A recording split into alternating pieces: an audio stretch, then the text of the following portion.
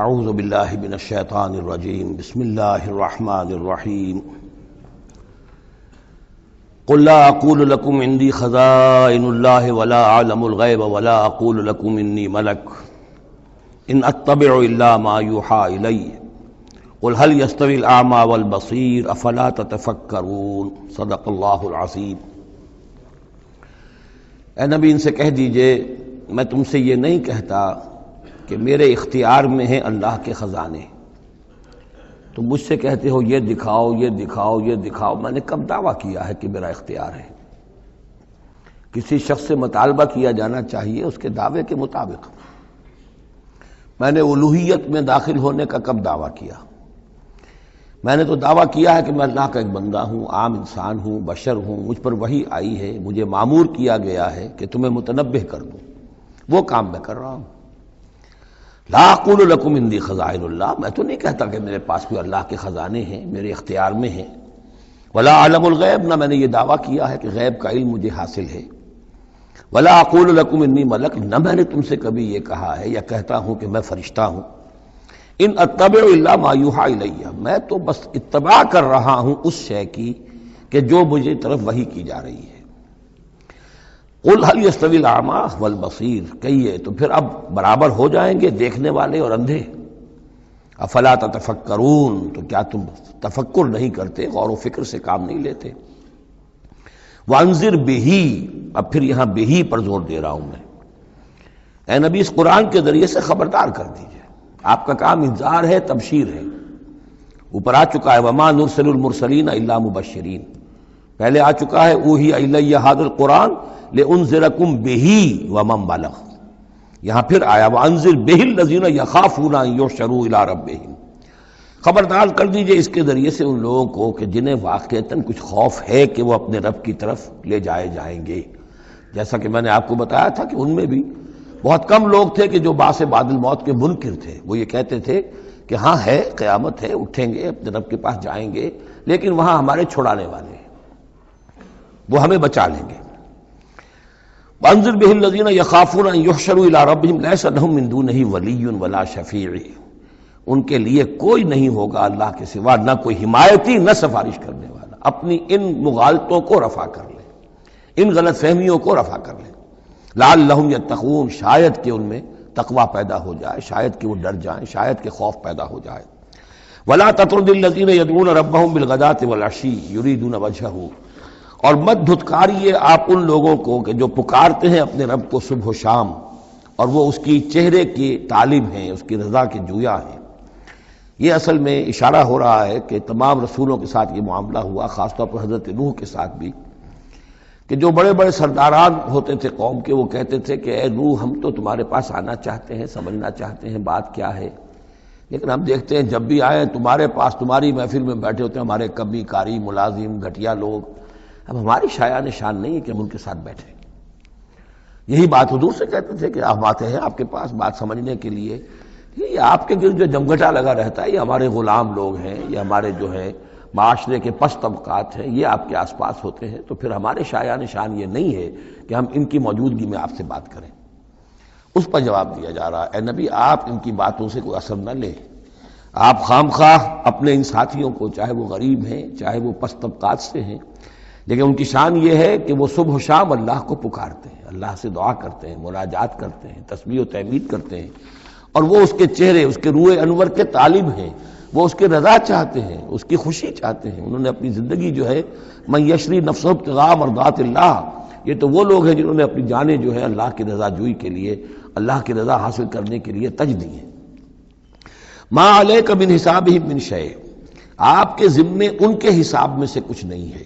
وما من حسابک علیہم من شیء، اور نہ آپ کا ان کے اوپر آپ کے حساب میں سے کچھ ہے، یعنی یہ کہ یہ تو ہر شخص کو اپنی کمائی کرنی ہے، آپ کے ذمہ آپ کا فرض ہے آپ کرتے جائیے، جو آپ کے پاس آ رہے ہیں ان کا حساب بھی اللہ لے لے گا، جو آپ کے پاس نہیں آتے ان کا حساب بھی لے لے گا، ہر ایک کو اس کے طرز عمل کے مطابق وہ بدلہ دے دے گا۔ نہ آپ ان کی طرف سے جواب دہ ہیں نہ یہ آپ کی طرف سے جواب دہ ہیں۔ فتطردہم، تو اگر خدا نہ خواستہ بالفرض آپ ان کے دباؤ میں آ کر اگر انہیں دور کر دیں اپنے سے، دھتکار دیں، فتکون من الظالمین، تو آپ ظالموں میں سے ہو جائیں گے۔ وَكَذَلِكَ فَتَنَّا بَعْضَهُم بِبَعْضٍ، اور اسی طرح ہم نے بعض کو بعض کے ذریعے سے آزمایا ہے۔ حق کہہ رہا ہے ایک شخص لیکن ہے مفلس، اب وہ دولت مند جو ہے وہ مسکرائے گا، اس کو دیکھو یہ مجھے سمجھانے آیا ہے، اس کے کپڑے پھٹے ہوئے ہیں، جوتیاں پٹخارتا ہوا آ گیا مجھے سمجھانے کے لیے، اپنی حیثیت کو نہیں پہچانتا۔ حالانکہ دیکھنا یہ چاہیے کہ جو بات وہ کہہ رہا ہے صحیح ہے یا غلط۔ اس طرح ہم آزمائش کر دیتے ہیں لوگوں کے لیے، وَكَذَلِكَ فَتَنَّا بَعْضَهُم بِبَعْضٍ، اسی طرح ہم آزماتے ہیں بعض کو بعض کے ذریعے سے، لِيَقُولُوا، تاکہ وہ کہیں اَهَٰؤُلَاءِ مَنَّ اللَّهُ عَلَيْهِم مِّن بَيْنِنَا، کیا یہ وہ لوگ ہیں جن پر اللہ کا خاص انعام و احسان ہوا ہے ہم میں سے؟ اللہ کا احسان ہم پر ہوا ہے، دولت مند ہم ہیں، سردار ہم ہیں، چودراٹیں ہماری ہیں، حویلیاں ہماری ہیں، یہ جو ہیں گرے پڑے طبقات کے لوگ، کیا یہ ہیں کہ جو اللہ کا احسان اور ان کے اوپر اللہ تعالیٰ کا بڑا فضل ہوا ہے؟ یہ کہا کرتے تھے مکے کے لوگ بھی کہ اگر قرآن اللہ نے بھیجنا ہی تھا، کتاب نازل کرنی تھی، نبوت دینی تھی، تو کوئی رجل من القریتین عظیم، یہ جو دو شہر ہیں مکہ اور طائف، بڑے بڑے چودھری ہیں، سرمایہ دار ہیں، بڑے لوگ ہیں، سردار ہیں، ان میں سے کسی کے پاس بھیجتا۔ مکے کا یتیم جس کے پاس کوئی دولت نہیں، بچپن مفلسی میں گزرا ہے، سخت مشقت کے اندر جو ہے جوانی کا دور گزرا ہے، جس کے پاس کچھ بھی نہیں، کوئی عہدہ نہیں، کوئی منصب نہیں، قریش کا کوئی عہدہ حضور کے پاس نہیں تھا، کوئی منصب نہیں تھا، کوئی آپ کے پاس سرمایہ نہیں تھا، آپ تو پیدا ہی ہوئے ہیں یتیم، تو اس اعتبار سے کیا یہی رہ گیا تھا اللہ کے لیے؟ معاذ اللہ ثم معاذ اللہ۔ لِيَقُولُوا أَهَٰؤُلَاءِ مَنَّ اللَّهُ عَلَيْهِم مِّن بَيْنِنَا أَلَيْسَ اللَّهُ بِأَعْلَمَ بِالشَّاكِرِينَ، تو کیا اللہ تعالیٰ زیادہ واقف نہیں ہے ان سے کہ جو واقعتاً اس کا شکر کرنے والے ہیں؟ ایک اور جگہ آئے گا کہ اللہ تعالیٰ وَاللَّهُ أَعْلَمُ حَيْثُ يَجْعَلُ رِسَالَتَهُ، اللہ بہتر جانتا ہے کہ کہاں اسے اپنی رسالت کا منصب کس کو دینا چاہیے، کس میں اس کی صلاحیت ہے۔ جیسے طالوت کے بارے میں لوگوں نے کہہ دیا تھا کہ اس کے لیے کیسے ہو سکتی ہے سرداری، جبکہ ہمارے پاس دولت ہے، اس کے پاس دولت نہیں، لم یؤت سعۃ من المال، تو کہا گیا تھا اسے جسم اور علم کے اندر اللہ نے بستہ یعنی کشادگی عطا فرمائی ہے۔ وَإِذَا جَاءَكَ الَّذِينَ يُؤْمِنُونَ بِآيَاتِنَا، اور اے نبی اس کے برعکس یہ لوگ جو چاہتے ہیں کہ آپ دھتکار دیں ان کو، اس کے برعکس آپ کی روش کیا ہونی چاہیے ان غرباء اور فقراء کے لیے؟ وَإِذَا جَاءَكَ الَّذِينَ يُؤْمِنُونَ بِآيَاتِنَا، جب آپ کے پاس آئیں وہ لوگ جو ہماری آیات پر ایمان رکھتے ہیں، فَقُلْ سَلَامٌ عَلَيْكُمْ، تو آپ ان کو سلام کہا کیجئے اور انہیں خوشخبری دیا کیجئے، کتب ربکم علی نفسہ الرحمہ، تمہارے رب نے اپنے اوپر رحمت کو لازم کر لیا ہے، اور تمہارے لیے خاص رحمت کا مظہر کیا ہے؟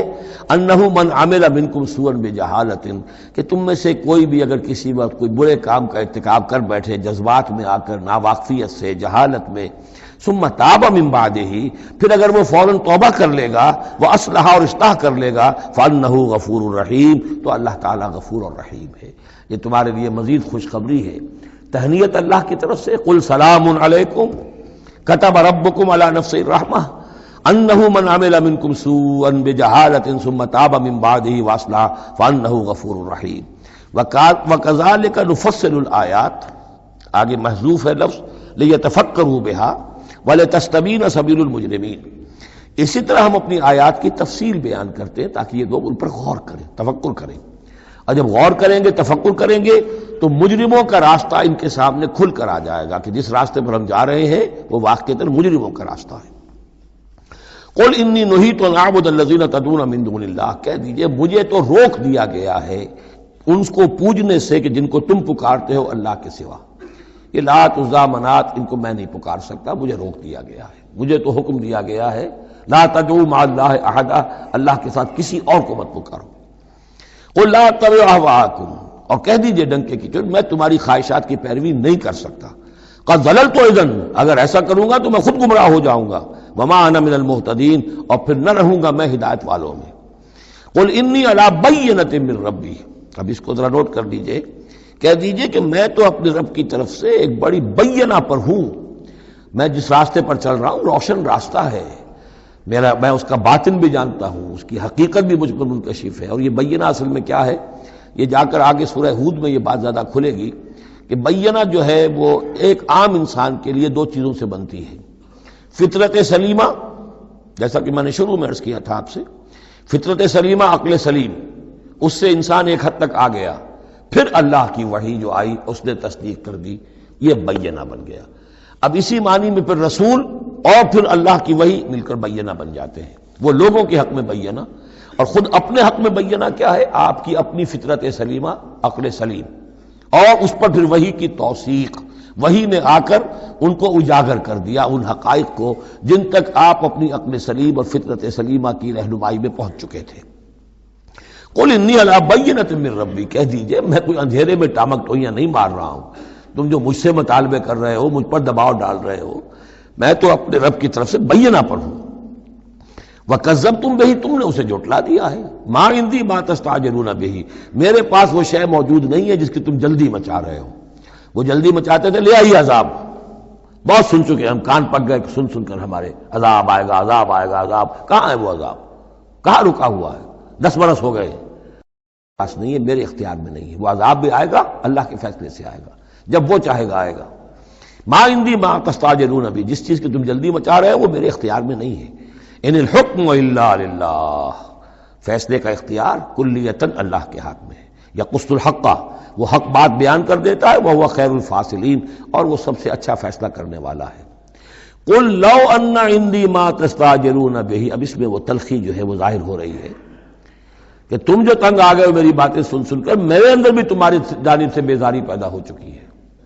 قل لو ان عندی ما تستعجلون به، کہہ دیجئے اگر میرے ہاتھ میں ہوتا، میرے اختیار میں ہوتا، میرے پاس ہوتا جس کی تم جلدی مچا رہے ہو، لقضی الامر بینی و بینکم، تو میرے اور تمہارے مابین کبھی کا فیصلہ طے ہو چکا ہوتا، میں تمہیں ابھی مزید مہلت نہ دیتا۔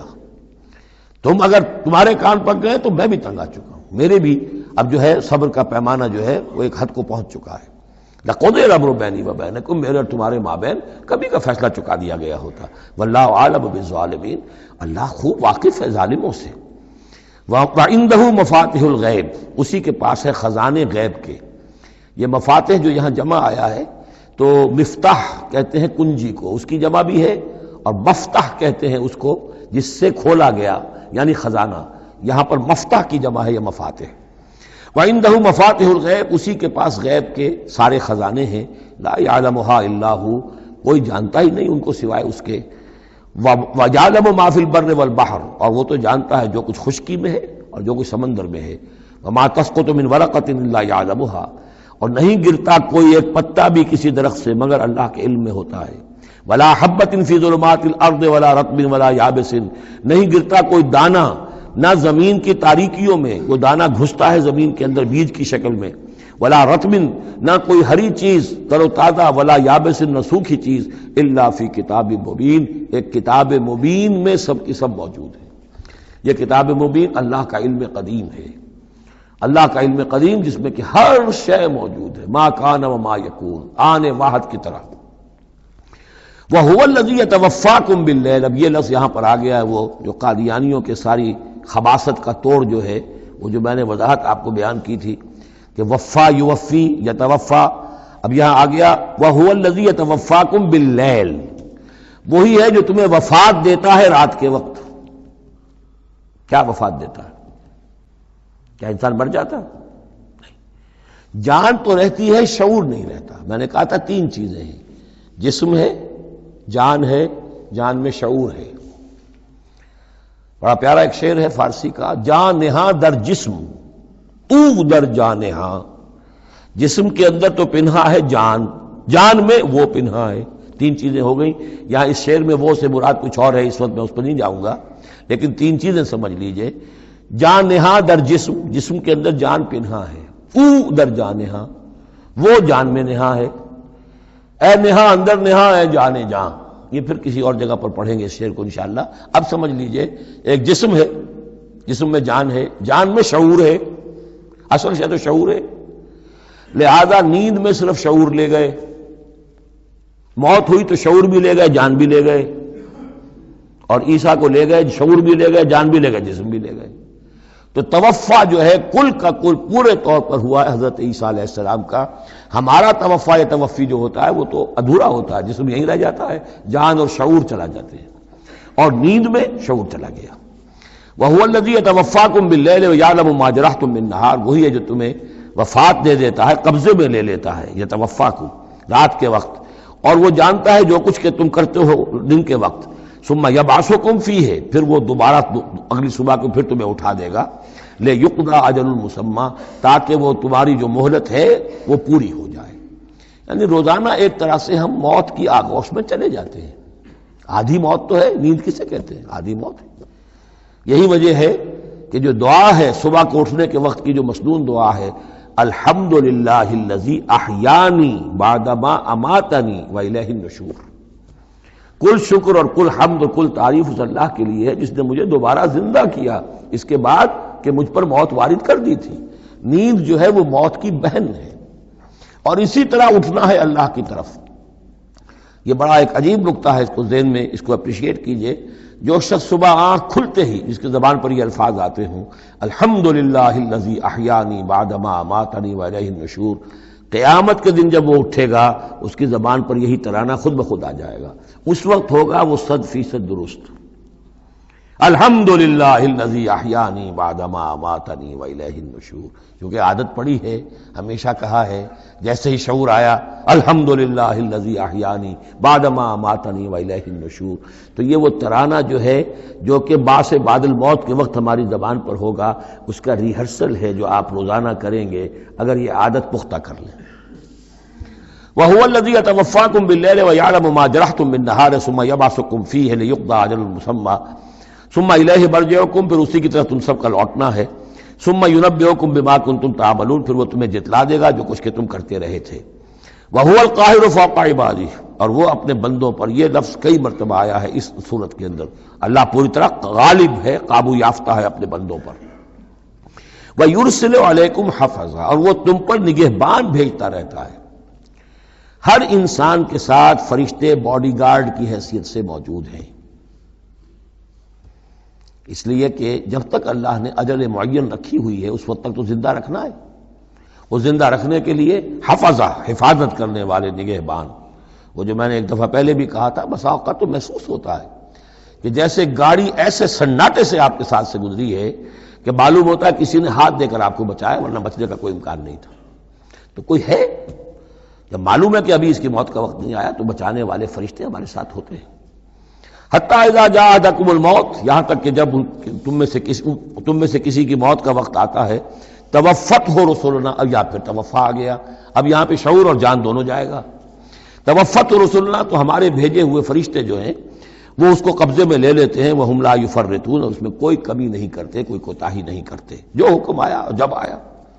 ثم ردوا الی اللہ مولاہم الحق، پھر وہ لوٹا دیے جاتے ہیں اب اللہ کی طرف جو ان کا مولا ہے برحق، سچا۔ الا لہ الحکم، آگاہ ہو جاؤ، فیصلے کا اختیار اسی کے ہاتھ میں ہے، حاکمیت اسی کی ہے۔ ان الحکم الا للہ، یہ دوسری مرتبہ آیا یہاں۔ وہو اسرع الحاسبین، اور وہ حساب کرنے والوں میں سب سے بڑھ کر تیز ہے، یعنی اسے دیر نہیں لگے گی۔ اس کے کمپیوٹرز جو ہیں وہ کوئی بہت ہی سپر کمپیوٹر جن کا ہم تصور بھی نہیں کر سکتے۔ قل من ینجیکم من ظلمات البر والبحر تدعونہ تضرعا وخفیا، ان سے پوچھئے کون تمہیں نجات دیتا ہے اندھیروں میں سے، وہ تاریکی کے ہوں یا سمندر کے۔ سمندر میں گھپ اندھیرا ہے، کشتی چل رہی ہے، کچھ نظر نہیں آ رہا ہے، اوپر بادل بھی ہیں، اب اس وقت انسان کو کچھ نہیں سوچتا، ہاتھ کو ہاتھ سجھائی نہیں دے رہا، کون تمہیں پھر بھی بچاتا ہے وہاں؟ من ینجیکم۔ اسی طرح کوئی قافلہ ہے، بھٹک گیا ہے، اندھیری شب ہے، جدا اپنے قافلے سے ہے تو، اب یہ کہ اندھیرے کے اندر بھٹک رہا ہے، نہ دائیں کا نہ بائیں کا پتہ نہیں، ہر درخت معلوم ہوتا ہے کوئی آسیب ہے، کوئی بھوت ہے جنہیں چلا آ رہا ہے، پھر بھی اللہ بچاتا ہے تمہیں۔ من ینجیکم من ظلمات البر والبحر تدعونہ تضرعا وخفیا، اس وقت تو تم پکارتے ہو اللہ کو بہت ہی گڑ گڑاتے ہوئے اور دل ہی دل میں خفیہ خفیہ، اللہ بچا دے، اے اللہ اس وقت کو راستہ بنا دے، کوئی دستگیری ہو جائے، کسی طرف سے روشنی ہو جائے۔ لئن انجانا من ہذہ، اور کہتے ہو تم دل میں اگر اللہ نے ہم کو اس سے بچا لیا، نجات دے دی، لنکونن من الشاکرین، پھر تو اب باقی زندگی تو بالکل اللہ کے شکر گزار بندے بن کر ہم گزار دیں گے۔ قل اللہ ینجیکم منہا، اللہ تعالیٰ پھر نجات دیتا ہے تمہیں اس سے، ومن کل کرب، اور ہر کرب سے، ہر تکلیف سے، ثم انتم تشرکون، پھر اس کے بعد تم آ کے پھر شرک شروع کر دیتے ہو، پھر تمہیں اپنی دیویاں دیوتا، اپنے آلہہ، اپنے چودھری، اپنے سردار یاد آ جاتے ہیں۔ قل هو القادر على ان يبعث عليكم عذابا من فوقكم، یہ آیت جو ہے یہ بہت اہم ہے۔ کہ عذاب الہی کی کئی قسمیں ہیں، 3 قسمیں یہاں بیان ہوئی ہیں۔ کہہ دیجئے وہ قادر ہے اس پر کہ تم پر بھیج دے کوئی عذاب من فوقکم، تمہارے اوپر سے، آسمان کا ٹکڑا گر جائے، کوئی میٹیورائٹ گر جائے، جو بعض خبریں آتی رہتی ہیں کوئی آ رہا ہے، لیکن یہ کہ وہ پھر تحلیل ہو جاتا ہے کہیں، جو بھی اوزون لیئر ہے یا کچھ اور ہے، بچت ہے، لیکن یہ کہ اگر اللہ چاہے تو جہاں آسمان پر سے کوئی عذاب بھیج دے آپ کے اوپر، او من تحت ارجلکم، یا آپ کے قدموں کے نیچے سے زمین پھٹ جائے، شق ہو جائے، زلزلہ آئے، زمین دھس جائے، یہ بھی ہوتا ہے، خسف ہوں گے، قیامت سے پہلے بڑے بڑے 3 خسف ہونے ہیں جن کی خبر دی گئی ہے احادیث کے اندر، بڑے بڑے ٹکڑے زمین کے دھس جائیں گے اندر۔ قل هو القادر على ان يبعث عليكم عذابا من فوقكم او من تحت ارجلكم، یہ 2 شکلیں ہو گئی، اوپر سے یا قدموں کے نیچے سے، او يلبسكم شيعا، یا تمہیں گروہوں میں تقسیم کر دے، ويذيق بعضكم بعض بعض، اور ایک کی طاقت کا مزہ دوسرے کو چکھائے۔ اب لڑو آپس میں، پرانے اور نئے سندھی لڑو آپس میں، پنجابی اور اردو بولنے والے لڑو، اور بلوچ اور پختون لڑو، مارو ایک دوسرے کو۔ اللہ تعالیٰ کو نہ آسمان کو تکلیف دینے کی ضرورت کہ اس کا کوئی ٹکڑا گرائے، نہ زمین کو کوئی مشقت دینے کی کہ وہ پھٹے، کوئی ضرورت نہیں، آپس میں تقسیم ہو جاؤ گے، گروہ بندی ہو جائے گی، شیعہ سنی کو مارے اور سنی شیعہ کو مارے۔ یہ جو ہے یہ عذاب الہی کی بدترین شکل ہے جو آج مسلمانان پاکستان پر مسلط ہے۔ وہ کبھی ایک قوم ہوتے تھے، ہندو کا جب مقابلہ تھا ایک قوم تھے، اور اب وہ قوم جو ہے قومیتوں میں، عصبیتوں میں تحلیل ہو چکی ہے۔ انظر کیف نصرف الآیات لعلہم یفقہون، دیکھو کیسے ہم اپنی آیات کی تصریف کرتے ہیں۔ تصریف کہتے ہیں آیات کو گھمانا، ایک ہی بات کو اسلوب بدل بدل کر، انداز بدل بدل کر، ترتیب بدل بدل کر لانا۔ ایک پھول کا مضمون ہو تو 100 رنگ سے باندھو۔ وَكَذَّبَ بِهِ قَوْمُكَ وَهُوَ الْحَقُّ، اور اے نبی آپ کی قوم نے اسے جھٹلا دیا۔ بہی مراد قرآن، یعنی میں نے عرض کیا کہ اس صورت کیا یہ عمود، حصی معجزہ کوئی نہیں دکھائیں گے، اصل معجزہ محمد کا یہ قرآن ہے صلی اللہ علیہ وسلم، اسی لیے بہی بہی بہی اس کی تکرار اس میں کثرت سے ملے گی۔ وَكَذَّبَ بِهِ قَوْمُكَ وَهُوَ الْحَقُّ، یہ قرآن الحق ہے، لیکن اے نبی آپ کی قوم نے اس کو جھٹلا دیا ہے۔ قُلْ لَسْتُ عَلَيْكُمْ بِوَكِيلٍ، ان سے کہہ دیجئے میں اب تمہارا ذمہ دار نہیں ہوں۔ اب میں نہیں کہہ سکتا کہ کب اللہ کے عذاب کا بند جو ہے وہ کھل جائے اور تمہارے اوپر وہ عذاب ہلاکت جو ہے وہ آ جائے۔ لِكُلِّ نَبَوْ مُسْتَقَرٌ، كُلِّ نَبَإٍ مُسْتَقَرٌ، ہر خبر، ہر بڑی بات کے لیے وقت معین ہے۔ فَسَوْفَ تَعْلَمُونَ، میں نہیں کہہ سکتا، جیسے کہ سورہ انبیاء میں فرمایا وَإِنْ أَدْرِيَ قَرِيبٌ أَمْ بَعِيدٌ مَا تُوعَدُونَ، میں یہ نہیں جانتا کہ جس کی تمہیں دھمکی دی جا رہی ہے وہ قریب آ چکا یا دور ہے، ٹائم ٹیبل اللہ کے علم میں ہے، لیکن یہ میں جانتا ہوں کہ اگر تمہاری روش یہی رہی تو عذاب آ کر رہے گا۔ بسوف تعلمون، اور عنقریب تمہیں معلوم ہو جائے گا۔ وَإِذَا رَأَيْتَ الَّذِينَ يَخُوضُونَ فِي آيَاتِنَا، یہ وہ آیت آ گئی جس کا حوالہ سورہ نساء کی آیت نمبر 140 میں آیا تھا کہ تمہیں پہلے ہدایت دی گئی تھی کہ جب تم لوگوں کو دیکھو کہ وہ ہماری آیات کا استہزاء کر رہے ہیں، تمسخر کر رہے ہیں، تو ان کے پاس بیٹھو مت، اٹھ کر چلے جاؤ، کم سے کم یہ کہ ایک پروٹیسٹ میں واک آؤٹ تو وہاں سے ہو جائے۔ وَإِذَا رَأَيْتَ الَّذِينَ يَخُوضُونَ فِي آيَاتِنَا، اور جب تم دیکھو لوگوں کو کہ وہ ہماری آیات میں خوض، مین میخ نکال رہے ہیں۔ دیکھیے اردو میں ہم ایک لفظ بولتے ہیں غور و خوض، بڑا غور و خوض ہو رہا ہے، بہت غور و خوض کے بعد میں اس نتیجے پر پہنچا ہوں۔ یہ دونوں لفظ جو عربی زبان کے بہت قریب کے ہیں، غور کے معنی، غور اچھے معنی میں آتا ہے اور خوض برے معنی میں آتا ہے۔ صحیح چھان پھٹک کرنا اور غور کرنا، اس کے ما لہو ما علیہ، فار کیا ہے، اگینسٹ کیا ہے، یہ مثبت انداز میں یہ ہے غور۔ خوض ہے مین میخ نکالنا، اس کے اندر جو ہے بال کی کھال خام خواہ کو اتارنا، یہ کوشش ہے، یہ خوض ہے۔ وَإِذَا رَأَيْتَ الَّذِينَ يَخُوضُونَ فِي آيَاتِنَا، جبکہ وہ ہماری آیات میں اس طریقے کا معاملہ کر رہے ہوں تو جب تم دیکھو فَأَعْرِضْ عَنْهُمْ، تو ان سے کنارہ کرو، حَتَّى يَخُوضُوا فِي حَدِيثٍ غَيْرِهِ، یہاں تک کہ پھر وہ کسی اور بات میں لگ جائے، کسی اور مذاق میں، ٹھٹے میں، پھر تم ان کے پاس جا سکتے ہو۔ وَإِمَّا يُنْسِيَنَّكَ الشَّيْطَانُ فَلَا تَقْعُدْ بَعْدَ الذِّكْرَىٰ، اور اگر تمہیں شیطان بھلا دے، تم بیٹھے ہوئے تھے وہاں گفتگو شروع ہوئی، کچھ دیر تک تمہیں احساس نہیں ہوا کہ یہ تم اس کام میں لگ گئے ہیں، تو تمہیں یاد نہیں آیا، لیکن فلا تقعد بعد الذکر، جب یاد آ جائے تو مت بیٹھو ان کے ساتھ، مع القوم الظالمین، ان ظالموں کے ساتھ، پھر وہاں سے واک آؤٹ کرو احتجاجاً، اور پھر یہ البتہ منتظر رہو، چونکہ دعوت و تبلیغ کے لیے پھر تمہیں آنا ہے، تو قالوا سلاما، علیحدہ بھی ہو تو وہ لٹ مار کے نہ ہو، بلکہ یہ کہ اٹھو وہاں سے تو بڑی خوبصورتی کے ساتھ۔ وما علی الذین یتقون من حسابہم من شیء، اور یقیناً جو لوگ اللہ کی تقوی کی روش اختیار کرتے ہیں ان پر ان کے حساب کی کوئی ذمہ داری نہیں ہے، ولیکن ذکریٰ لعلہم یتقون، لیکن یہ یاد دہانی ہے تاکہ وہ تقوی اختیار کریں۔ وذر الذین اتخذوا دینہم لعبا ولہوا، اور چھوڑو ان کو، دفع کرو، نظر انداز کرو، ان سے آپ نظر پھیر لو کہ جنہوں نے اپنے دین کو کھیل اور کود بنا لیا ہے، کھیل، ہنسی مذاق، ٹھٹا۔ بہت سے لوگ اب بھی مل جائیں گے آپ کو دین کے معاملے میں کبھی سنجیدہ ہوتے ہی نہیں، دین کی بات اگر شروع ہوگی تو وہ اسے استہزاء میں، تمسخر میں، ٹٹ بٹس میں، اینیکڈوٹس میں، یہ واقعات یوں ہو گیا تھا، یہ ایسا تھا، اس میں اس کو جو ہے وہ بالکل ختم کر دیں گے۔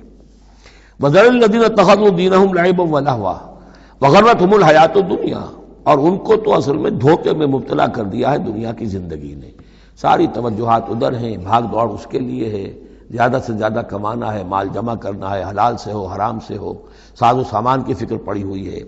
وذکر بہ، اب پھر بہی کو نوٹ کیجئے، تذکیر کیجئے اس کے قرآن کے ذریعے سے تذکیر کیجئے، جیسے کہ سورہ قاف کی آخری آیت ہے فذکر بالقرآن من یخاف وعید، قرآن کے ذریعے سے تذکیر کیجئے اس شخص کو کہ جس کے اندر کچھ خوف ہے اللہ کے وعدے کا اور اللہ کی وعید کا۔ تو یہاں بھی آیا کہ آپ ان کو چھوڑیے، وذکر بہ ان تبصر نفس بما کسبت، اس قرآن کے ذریعے سے انہیں تذکیر کرائیے، یاد دہانی کرائیے کہ مبادا کوئی شخص گرفتار ہو جائے اپنے کرتوتوں کے عوض، وہ وقت نہ آ جائے کہ تم اپنی رنگ رلیوں اور کرتوتوں کے عوض رہن رکھے جاؤ، گرفتار ہو جاؤ۔ لیس لہا من دون اللہ ولی ولا شفیع، پھر اس کے لیے اللہ کے سوا کوئی نہیں ہوگا، یا اللہ کے مقابلے میں اللہ سے بچانے والا کوئی نہیں ہوگا، نہ کوئی ولی اور نہ شفیع۔ دیکھیے دوسری مرتبہ کیٹیگوریکل ڈینائل شفیع کیا۔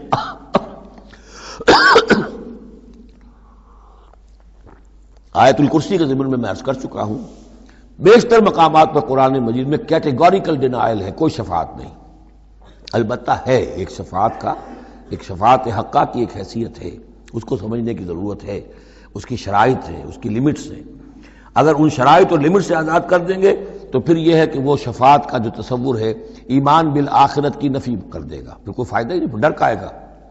جب چھڑوانے والے ہیں جو چاہو کرو، جو بھی کچھ ہے، لیکن تیرے محبوب کی امت میں ہے، شرابی ہیں، زانی ہیں، بدماش ہیں، چور ہیں، ڈاکو ہیں، حرام خور ہیں، غبن کرتے ہیں، جو بھی کچھ ہے، لیکن تیرے محبوب کی امت میں ہے، تو اگر تو اسی پر کوئی معاملہ طے ہونا ہے تو خام خواہ کاہے کو آدمی ہاتھ روکے؟ بابر بعیش کوش کے عالم دوبارہ نیست، پھر تو جو عیش کر سکتے ہو کرو، جہاں آج پڑتا ہے کیوں روکتے ہو؟ تو سیدھی سیدھی بات ہے۔ لیس لہا من دون اللہ ولی ولا شفیع وان تعدل کل عدل، یہ وہی عدل آ گیا، اور اگر فدیہ دینا چاہیں کل کا کل فدیہ، لا یؤخذ منہا، نہیں قبول کیا جائے گا۔ واتقوا یوما لا تجزی نفس عن نفس شیئا ولا یقبل منہا شفاعۃ ولا یؤخذ منہا عدل ولا هم ینصرون، جو یہ 2 مرتبہ سورہ بقرہ میں آ چکا ہے۔ اولئک الذین ابسلوا بما کسبوا، یہ لوگ تو اب گرفتار ہو چکے ہیں اپنی کرتوتوں کے عوض، اب یہ رہن ہے۔ لہم شراب من حمیم، ان کے لیے تو ہے پینے کے لیے تو کھولتا ہوا پانی، وعذاب علیم بما کانوا یکفرون، اور دردناک عذاب ہوگا ان کے کفر کی پاداش میں۔ قل اندعو من دون اللہ ما لا ینفعنا ولا یضرنا، اے نبی ان سے کہیے کیا ہم پکاریں اللہ کو چھوڑ کر ان چیزوں کو جو نہ ہمیں نفع پہنچا سکتی ہے نہ نقصان؟ یہ بت کیا نفع پہنچائیں گے تمہیں، کیا نقصان پہنچائیں گے؟ خود اپنی حفاظت کر نہیں سکتے، اپنی مکھیاں اڑا نہیں سکتے، ان کو پکارتے ہو، ان کے سامنے سجدے کرتے ہو، ان کو متھے ٹیکتے ہو۔ اندعو من دون اللہ ما لا ینفعنا ولا یضرنا، خیر بت کی بات تو ہو گئی بہت ہی واضح، باقی بھی اس کائنات کے اندر کوئی کسی کے لیے نہ خیر کے پر قدرت رکھتا ہے نہ شر پر، الا باللہ، لا حول ولا قوت الا باللہ۔ یہ یقین ہو جائے تب توحید مکمل ہوگی، پھر کس کے سامنے آدمی سر جھکائے خام خواہ، کس کے آگے اپنی عزت نفس پیش کرے، اس کا دھیلا کرے؟ کسی کے ہاتھ میں اختیار ہے ہی نہیں، لا حول ولا قوت الا باللہ۔ حدیث میں آیا ہے، حضرت عبداللہ ابن عباس کو مخاطب کر کے کہا ہے کہ نوجوان اس بات کو اچھی طرح جان لے، اگر تمام دنیا کے انسان مل کر چاہیں اولکم و آخرکم و انسکم و جنکم کہ تمہیں کوئی فائدہ پہنچا دیں، نہیں پہنچا سکتے جب تک کہ اللہ نہ چاہے، اور تمام انسان چاہے تمہیں کوئی نقصان پہنچا دیں، نہیں پہنچا سکتے جب تک اللہ نہ چاہے۔ تو پھر یک درگیر و محکم گیر پکارو اللہ کو، کسی اور کو پکارنے کا، کسی اور سے سوال کرنے کا، کسی اور سے ڈرنے کا، کسی اور سے التجائیں کرنے کا، کسی اور کا استغاثہ کرنے کا، دہائی دینے کا کیا فائدہ ہے؟ قل ندعو من دون اللہ ما لا ينفعنا ولا يضرنا ونرد على اعقابنا، اور ہم جو ہے اپنی ایڑیوں کے بل لوٹا دیے جائیں بعد از ہدان اللہ، جبکہ ہمیں تو اللہ نے ہدایت دے دی ہے۔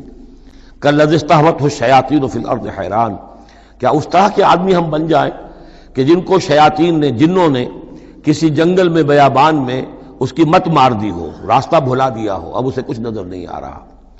لہو اصحاب یدعونہ الی الہدی ائتنا، ہیں اس کے ساتھی جو اس کو پکار رہے ہیں کہ آؤ ہماری طرف، ہدایت کی طرف آؤ، ہمارے پاس آؤ۔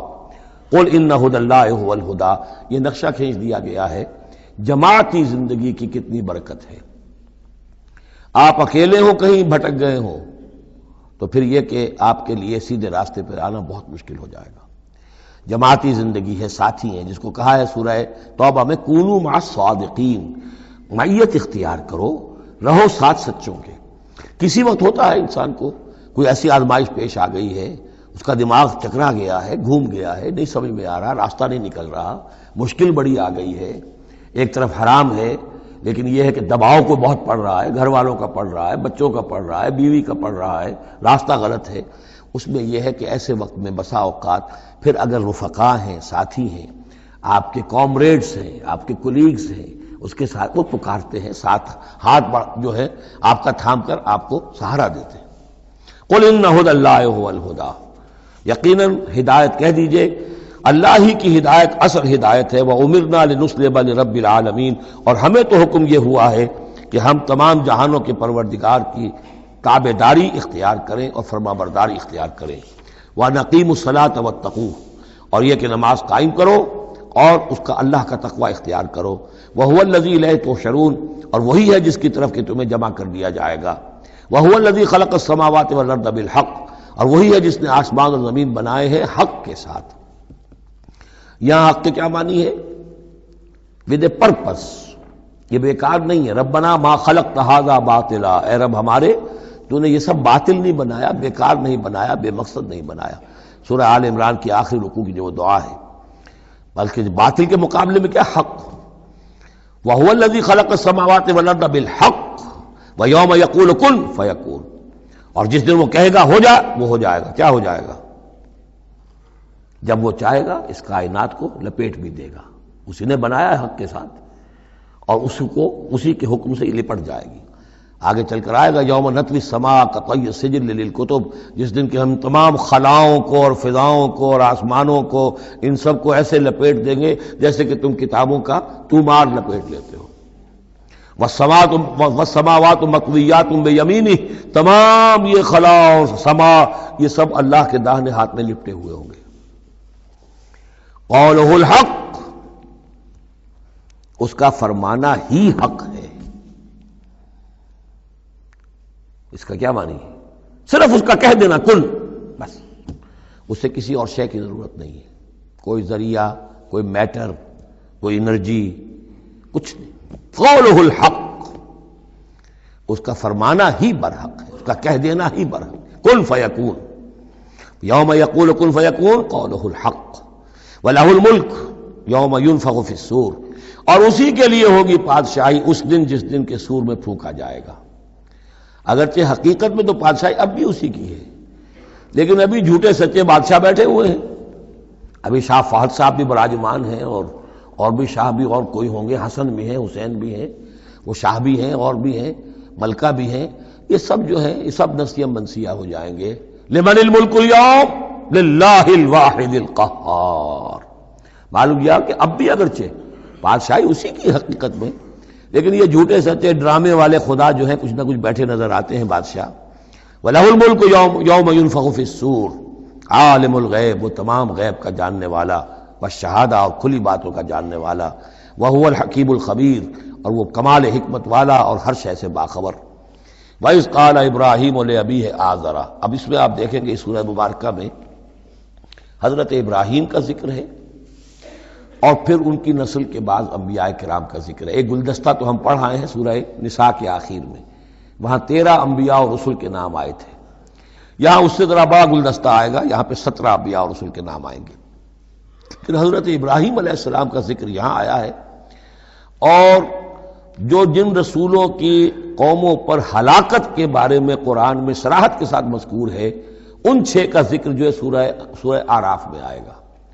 حضرت ابراہیم علیہ السلام کی قوم کا کیا حشر ہوا یہ صراحت کے ساتھ قرآن میں مذکور نہیں ہے۔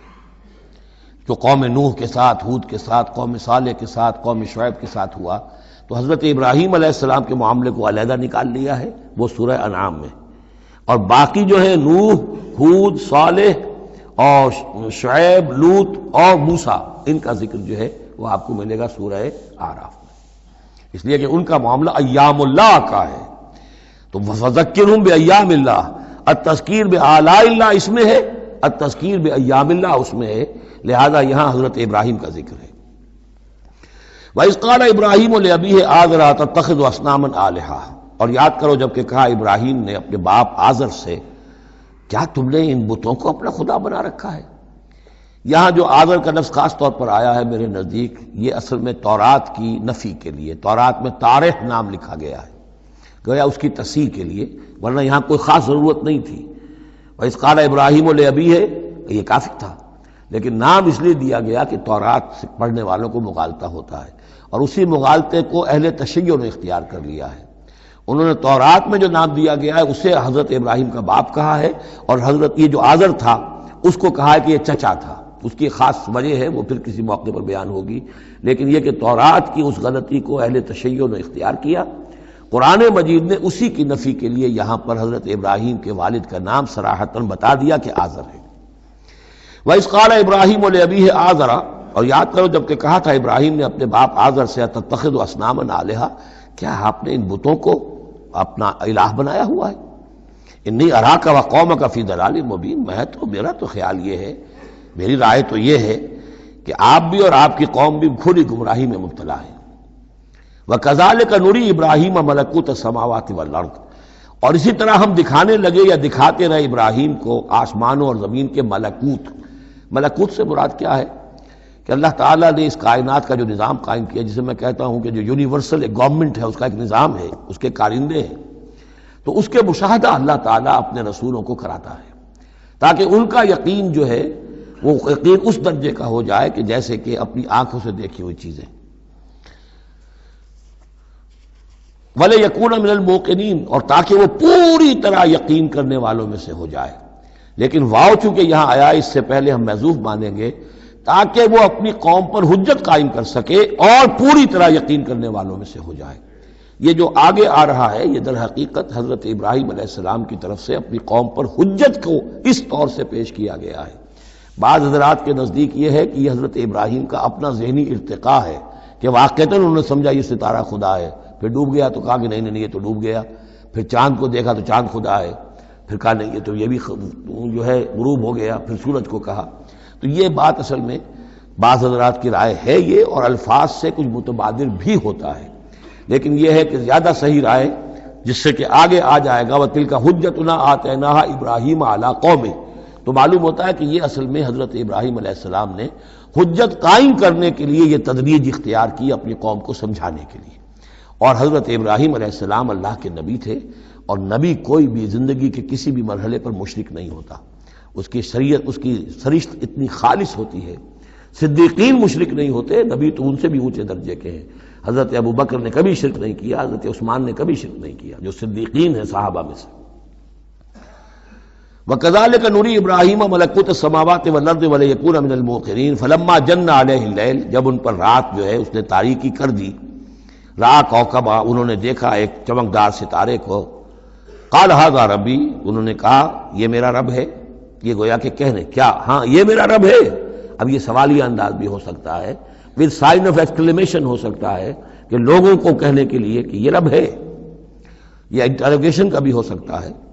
هَٰذَا رَبِّي فلما افل قال لا احب الافلین، جب وہ ڈوب گیا تو کہا بھائی یہ ڈوب جانے والی شے تو پھر میں تو پسند نہیں کر سکتا کہ میں اس کو اپنا خدا مان لوں۔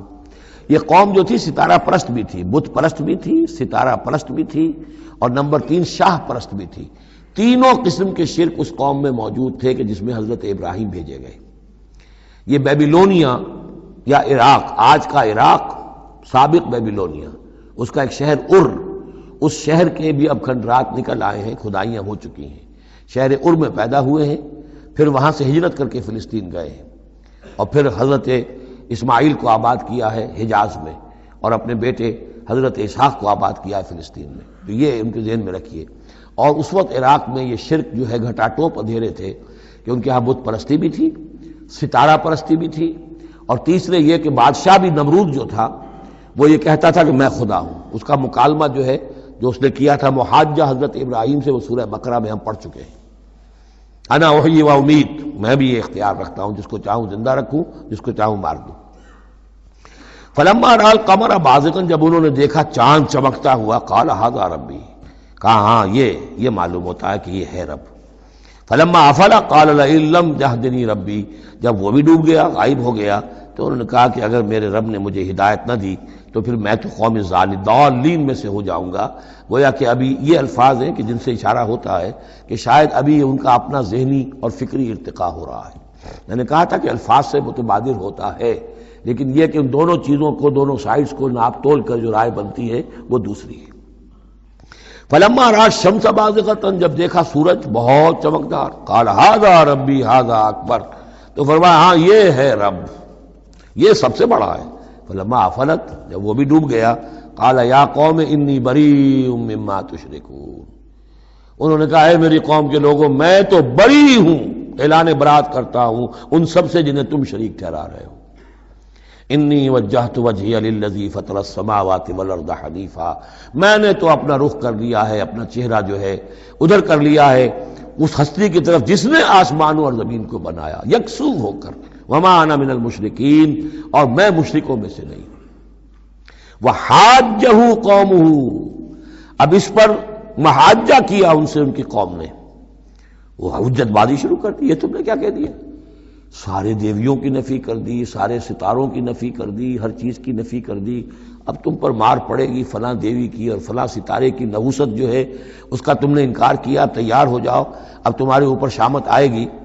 قال تحاجونی فی اللہ وقد ہدان، انہوں نے فرمایا مجھ سے محاجہ کر رہے، حجت بازو کر رہے اللہ کے بارے میں، جبکہ اس نے تو مجھے ہدایت دے دی ہے، مجھے تو اللہ نے ہدایت دی ہے۔ ولا اخاف ما تشرکون بہ، اور مجھے کوئی خوف نہیں ان ہستیوں کا جنہیں تم شریک ٹھہرا رہے ہو، مجھے کوئی خوف نہیں۔ الا ان یشاء ربی شیئا، ہاں اللہ کو چاہے میرے ساتھ کہ کوئی تکلیف مجھے آ جائے، کوئی آزمائش آ جائے تو ٹھیک ہے، میرا رب ہے، لیکن مجھے کوئی کسی کا ڈر نہیں، نہ تمہارے کسی دیوی کا، نہ دیوتا کا، نہ کسی ستارے کی نحوست کا، اور نہ کسی اور کا۔ لا اخاف ما تشرکون بہ، تم جس کا مجھے ڈراوا دے رہے ہو مجھے ان میں سے کسی کا کوئی خوف نہیں۔ الا ان یشاء ربی شیئا، الا یہ کہ میرا رب میرے لیے کچھ چاہے، جو چاہے۔ وسع ربی کل شیء علما، یقیناً میرا رب جو ہے وہ تو ہر شے کے علم کے اعتبار سے احاطہ کیے ہوئے ہے۔ افلا تتذکرون، تو کیا تم عقل سے کام نہیں لیتے، تم نہیں سوچتے، نصیحت اخذ نہیں کرتے؟ وکیف اخاف ما اشرکتم، میں کیسے ڈروں ان سے جنہیں تم نے شریک ٹھہرا رکھا ہے۔ ولا تخافون انکم اشرکتم باللہ، جبکہ تم نہیں ڈرتے کہ تم نے اللہ کے ساتھ شریک ٹھہرا دیے۔ ما لم ينزل به علیکم سلطانا، اور ان ہستیوں کو شریک ٹھہرا دیا ہے جن کے لیے کہ اللہ نے کوئی سلطان، کوئی سند نہیں اتاری۔ ہاں اللہ نے اپنی کتابوں میں کوئی سند اتاری ہوتی، عقل انسانی میں اس کی کوئی بنیاد ہوتی تو کوئی بات بھی ہوتی، نہ عقل میں، نہ فطرت میں، نہ کسی آسمانی کتاب میں کسی معبود کے لیے کوئی گنجائش نہیں ہے ہی نہیں۔ وَكَيْفَ أَخَافُ مَا أَشْرَكْتُمْ وَلَا تَخَافُونَ أَنَّكُمْ أَشْرَكْتُمْ بِاللَّهِ مَا لَمْ يُنَزِّلْ بِهِ عَلَيْكُمْ سُلْطَانًا فَأَيُّ الْفَرِيقَيْنِ أَحَقُّ بِالْأَمْنِ إِن كُنتُمْ تَعْلَمُونَ، تو اگر تم علم رکھتے ہو تو بتاؤ دونوں فریقین میں سے، یعنی ایک موحد ہے، ایک اللہ واحد پر ایمان رکھتا ہے، ساری قوت اس کے ہاتھ میں، سارا اقتدار اس کا ہے، ہر شے اس کے قبضہ قدرت میں۔ ایک وہ ہے کہ جو اس کو ماننے کے ساتھ ساتھ کچھ اور چھوٹے دیوی دیوتا سینکڑوں جو ہے وہ ان کو بھی مانتے ہیں۔ امن اور چین اور سکون کس کو میسر آئے گا؟ قلبی چین، روحانی اطمینان اور سکون۔ ای الفریقین احق بالامن، ان دونوں میں سے موحدین اور مشرکین میں سے امن، سکون، اطمینان، چین اور راحت کا کون زیادہ حقدار ہے؟ بتاؤ اگر تم جانتے ہو۔ اور اس کا جواب خود دیا، الذین آمنوا ولم یلبسوا ایمانہم بظلم، یقیناً وہ لوگ جو ایمان لائیں اور اپنے ایمان پر کسی طرح کے شرک کی آلودگی نہ ہونے دیں۔ یہاں لفظ ظلم آیا ہے، ظلم کسی چھوٹے گناہ کو بھی کہہ سکتے ہیں، اسی لیے اس پر صحابہ گھبرا گئے تھے کہ حضور کون شخص ہوگا کہ جس نے کبھی کوئی ظلم نہ کیا ہو، اور نہیں تو اپنے اوپر ظلم کرتا ہے آدمی، کسی پر ظلم کرتا ہے۔ تو اس کا تو مطلب ہے کوئی شخص بھی یہ جو مقام ہے جو یہاں بیان کیا جا رہا ہے اس کا جو سزاوار اور اس کا حقدار نہیں ہو سکتا۔ آپ نے فرمایا نہیں، یہاں ظلم سے مراد شرک ہے۔ پھر آپ نے سورہ لقمان کی آیت پڑھی، اس میں فرمایا کہ ان الشرک لظلم عظیم، وَإِذْ قَالَ لُقْمَانُ لِابْنِهِ يَا بُنَيَّ لَا تُشْرِكْ بِاللَّهِ إِنَّ الشِّرْكَ لَظُلْمٌ عَظِيمٌ۔ یہاں پر ظلم سے مراد شرک ہے، یعنی ایمان ایسا ہو کہ جو شرک کی ہر آلودگی سے پاک ہو۔ میں یہاں پھر تذکرہ کیے دیتا ہوں، شروع میں بھی عرض کیا تھا، شرک کسے کہتے ہیں، شرک کی قسمیں کون کون سی ہیں، کون کون سے بھیس بدل کر یہ شرک آتا ہے۔ باہر رنگے کے خواہی جامہ می پوش، من اندازے قدت را می شناسم، تم چاہے کسی بھی رنگ کا لباس پہن کے آ جاؤ، میں تمہیں تمہارے قد سے پہچان لوں گا۔ تو قد سے پہچاننا جو ہے شرک کا آسان نہیں ہے، بھیس بدلتا ہے یہ، اس کے لیے ضروری ہے۔ اور آج کے دور میں شرک کس کس شکل میں موجود ہے اس کا سمجھنا بہت اہم ہے۔ اس موضوع پر میرے 6 گھنٹے کے کیسٹس موجود ہیں۔ الذین آمنوا ولم یلبسوا ایمانہم بظلم، یقیناً وہ لوگ جو ایمان لائے اور جنہوں نے اپنے ایمان میں کسی بھی نوع کے شرک کی آمیزش نہ ہونے دی، اولئک لہم الامن وہم مہتدون، ان کے لیے ہے امن اور وہی ہوں گے راہیاب۔ یہ امن اور ایمان اور اسلام اور سلامتی کا جو آپس میں تعلق ہے لفظی اعتبار سے، وہ اس دعا میں بہت نمایاں ہو جاتا ہے کہ جو حضور ہر نیا جو چاند دیکھتے تھے ہر مہینے کا، تو دعا مانگتے تھے، اللہم اہلہ علینا بالامن والایمان والسلامت والاسلام، اے اللہ یہ مہینہ جو شروع ہو رہا ہے اس نئے چاند کے ساتھ، ہلال کے ساتھ، اسے ہم پر طلوع فرما امن اور ایمان کے ساتھ اور سلامتی اور اسلام کے ساتھ۔ تو یہ بڑا گہرا ربط ہے ان الفاظ کے اندر۔ میرا چھوٹا سا کتابچہ ہے قرآن اور امن عالم، آج سے شاید کوئی میں سمجھتا ہوں کہ 30-32 سال پہلے کی تقریر تھی میری، لیکن وہ ان موضوعات پر میں سمجھتا ہوں کہ بہت مختصر لیکن بہت مفید ہے۔ فرمایا وَتِلْكَ حُجَّتُنَا آتَيْنَاهَا إِبْرَاهِيمَ عَلَىٰ قَوْمِهِ، اس کا میں حوالہ دے رہا تھا۔ یہ پوری سرگوشت بیان کر کے اب فرمایا یہ ہماری وہ حجت تھی جو ہم نے ابراہیم کو عطا کی اس کے قوم کے خلاف۔ یہ سارا محاجہ حضرت ابراہیم اپنی قوم سے کر رہے تھے۔ بظاہر اس کو توریہ کہتے ہیں، ایک ہوتا ہے جھوٹ بولنا، ایک ہوتا ہے توریہ۔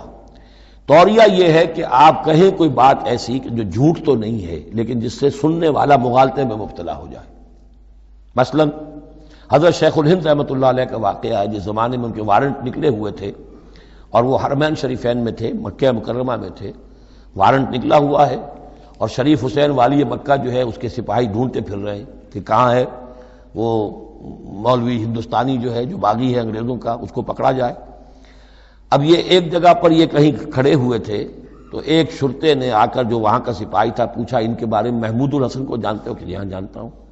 وہ کہاں ہے؟ محمود الحسن کہاں ہے؟ تھوڑا سا 2 قدم پیچھے ہٹ کے کہا ابھی یہیں تھے۔ جھوٹ تو نہیں بولا نا، 2 قدم پیچھے ہٹ کر کہا ابھی یہیں تھے، بالکل سچ بولا۔ اس نے سمجھا ابھی یہیں تھے، دوڑا ادھر دوڑ گیا، اپنے نکل گئے۔ اس کا نام ہے توریہ۔ یہ جھوٹ بھی نہیں ہے لیکن یہ کہ سننے والے کو مغالطہ بھی ہو گیا۔ اصل میں حضرت ابراہیم علیہ السلام کے کلام میں یہ توریہ کا انداز جو ہے وہ بہت ہے، تاکہ لوگوں کو، جیسے جب بتوں کو سب کو توڑ دیا تو کہا کہ اس نے توڑا ہوگا، یہ جو بڑا ہے، جو صحیح سالم کھڑا ہوا بڑا بت، اور تیشہ بھی جو ہے جس سے توڑا تھا سب کو، وہ اس کی گردن میں لگا دیا کہ یہ جو ہے جو آلہ ہے، آلہ واردات بھی اسی کے پاس سے برآمد ہو رہا ہے اور یہ سالم ہے، باقی سب ٹوٹ گئے ہیں، تو قرائن کی شہادت بھی ہے کہ یہی ہے، پکڑو اس کو۔ تو یہ ہوتا ہے ان کو سمجھانے کے لیے کہ وہ سوچیں، دروں بینی پر آمادہ ہو جائیں۔ تو یہ ہے میرے نزدیک ان آیات کا محل یہ ہے۔ وَتِلْكَ حُجَّتُنَا آتَيْنَاهَا إِبْرَاهِيمَ عَلَىٰ قَوْمِهِ، اور یہ ہماری وہ دلیل تھی جو ہم نے عطا فرمائی ابراہیم کو اس کی قوم کے خلاف. نرفع درجات من نشاء، ہم بلند کرتے ہیں درجے جن کے چاہتے ہیں. اب ظاہر بات ہے یہاں کہنے کا مقصد یہ ہم نے ابراہیم کے درجے بہت بلند کیے. ان ربک حکیم علیم، یقیناً تیرا رب حکیم اور علیم ہے. وَوَهَبْنَا لَهُ اسحاق وَيَعْقُوب، اب وہ گلدستہ شروع ہو رہا ہے. اور ہم نے اسے عطا فرمایا اسحاق جیسا بیٹا، یعقوب جیسا پوتا. کلن ہدینا، سب کو ہم نے ہدایت دی. وَنُوحًا ہدینا من قبل، اور نوح کو ہم نے ہدایت دی تھی ان سے بھی پہلے. ومن ذریتہ، اور ان کی اولاد میں سے، حضرت ابراہیم کی اولاد میں سے، داؤد و سلیمان و ایوب و یوسف و موسیٰ و ہارون. کیسے کیسے عظیم نبی ہم نے اٹھائے. داؤد جیسا بادشاہ، سلیمان جیسا بادشاہ، ایوب اور یوسف اور موسیٰ اور ہارون. وَكَذَلِكَ نَجْزِي الْمُحْسِنِينَ، اسی طرح ہم بدلہ دیتے ہیں محسنین کو. یہ لوگ ظاہر بات ہے کہ ایمان کی اس بلند ترین منزل پر فائز تھے جس کو ہم پڑھائیں سورہ مائدہ میں کہ ثُمَّ اتَّقَوْا وَأَحْسَنُوا وَاللَّهُ يُحِبُّ الْمُحْسِنِينَ. وزکریا و یحییٰ و عیسیٰ و الیاس، مزید برآں زکریا جیسے نبی، یحییٰ جیسے نبی، عیسیٰ علیہ السلام و الیاس کل من الصالحین، یہ سب کے سب نیک بختوں میں سے تھے. و اسماعیل و الیسع و یونس و لوطا، اور اسماعیل اور الیسع اور یونس اور لوط. و کلا فضلنا علی العالمین، سب کو ہم نے تمام جہان والوں پر فضیلت دی. ومن آبائہم، اور ان کے آباء و اجداد میں سے بھی، وذریاتہم، اور ان کی نسلوں میں سے بھی، واخوانہم، اور ان کے بھائیوں میں سے بھی، واجتبیناہم، ہم نے ان کو چن لیا، پسند کر لیا، سلیکٹ کر لیا. وہدیناہم الی صراط مستقیم، اور ہم نے ان کو ہدایت دی سیدھے راستے کی طرف. ذالک ھدی اللہ یہدی بہ من یشاء من عبادہ، یہ اللہ کی وہ ہدایت ہے جس کی وہ ہدایت بخشتا ہے جس کو چاہتا ہے اپنے بندوں میں سے. وَلَوْ أَشْرَكُوا، اور اگر بالفرض وہ بھی شرک کرتے، لَحَبِطَ عَنْهُمْ مَا كَانُوا يَعْمَلُونَ، ان کے بھی سارے اعمال حبط ہو جاتے. شرک اتنی بری شے ہے، اتنے اونچے اونچے مراتب، اتنے اعلیٰ اعلیٰ مقامات، اللہ کی محبوب شخصیتیں، اولو العزم پیغمبر اور یہ عظیم انبیاء. لیکن بالفرض یہ سمجھانے کے لیے، ظاہر بات ہے کوئی امکان نہیں تھا کہ وہ شرک کرتے، لیکن ہمیں سمجھانے کے لیے شرک وہ شے ہے، ان اللہ لا یغفر ان یشرک بہ ویغفر ما دون ذلک لمن یشاء ولو اشرکوا لحبط عنہم ما كانوا یعملون، اگر وہ شرک کرتے تو ان کے بھی تمام اعمال حبط ہو جاتے. اولئک الذین آتیناہم الکتاب والحکم والنبوۃ، یہ وہ لوگ ہیں جن کو ہم نے کتاب دی، اپنی حکمت اور شریعت سے نوازا، نبوت سے سرفراز فرمایا. وَإِن يَكْفُرْ بِهَا هَؤُلَاءِ، اور اگر کفران نعمت کریں یہ لوگ اس کی، یہ جو آیات اب اللہ تعالیٰ نے دی ہیں تمہیں اے محمد صلی اللہ علیہ وسلم، اگر یہ لوگ ان آیات کی اب ناشکری کر رہے ہیں، کفران نعمت کر رہے ہیں، اگر وہ ان سے فائدہ نہیں اٹھا رہے، ان کی روشنی سے اپنے دلوں کو منور نہیں کر رہے، فقد وکلنا بہا قوما لیسوا بہا بکافرین، تو ہم نے ایک اور قوم کو تیار کر رکھا اس کام کے لیے کہ وہ اس کی ناقدری نہیں کرے گی. یعنی یہ کہ مدینہ کے انصار انشاءاللہ اس کی قدر کریں گے.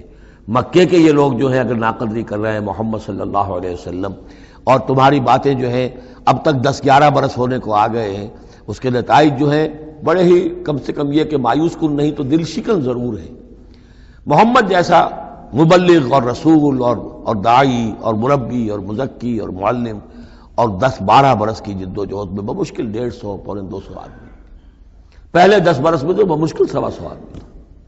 تو یہ ہے کہ اس اعتبار سے فَإِن يَكْفُرْ بِهَا هَؤُلَاءِ، اگر یہ لوگ کفران نعمت کر رہے ہیں ان کا، فقد وکلنا بها، تو ہم نے کچھ مقرر کر دیے ہیں کچھ اور لوگ، قومن، ایک ایسی قوم لیسوا بہا بکافرین، جو ان کی شاید ان کی جو اس کی ناشکری نہیں کریں گے.